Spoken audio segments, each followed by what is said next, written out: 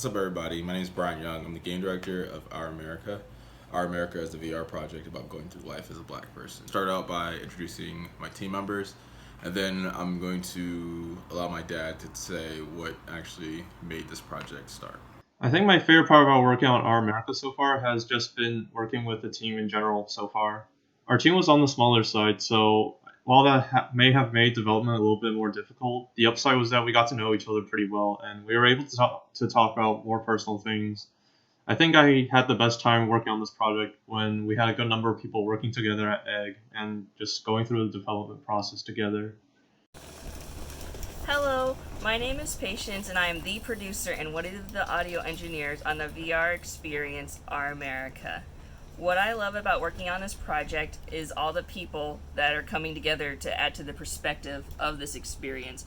We have people of different racial, ethnical backgrounds, religious backgrounds on the LGBTQ spectrum, different ages and academic levels, and I really think that's what's gonna bring this together and deliver that empathy we want in the world and what we really need right now.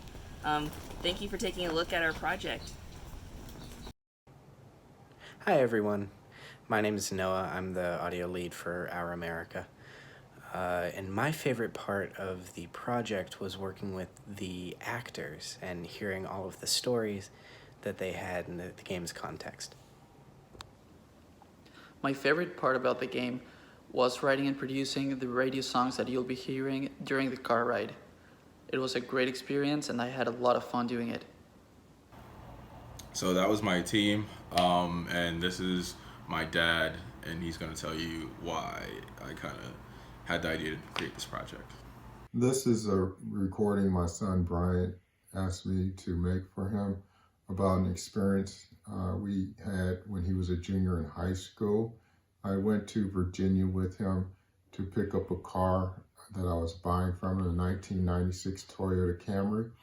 On the trip back from Virginia, on Interstate 95 North, we were stopped outside of Spotsylvania County by a state trooper around 12:30 at night for speeding in a 65-mile-an-hour zone. The state trooper said I was going 86 in a 65-mile-an-hour zone. During this stop, the state trooper and I exchanged words, and then I asked Bryant to hand me the documentation that he was asking for out of the glove box. The state trooper spun away from the car, started unholstering his gun, and asked me what I said.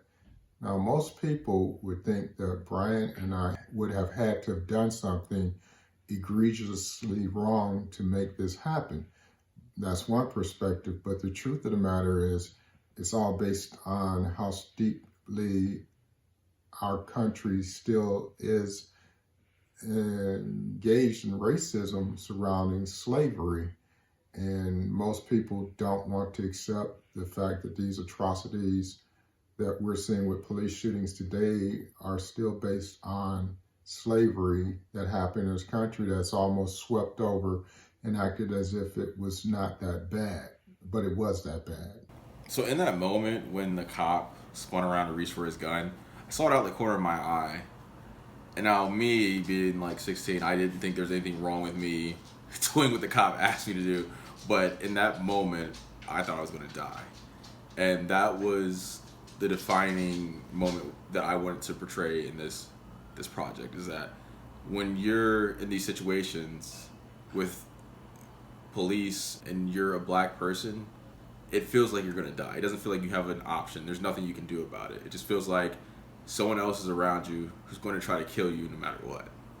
I think the most important thing to note is not why we were pulled over, but the fact that traffic infraction could have turned into us being shot that night.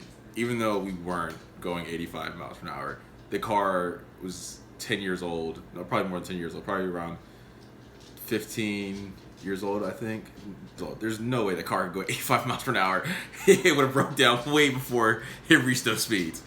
But that's not the important fact. The important fact is that these charges that are brought against black people often end up with the death penalty without a trial at all.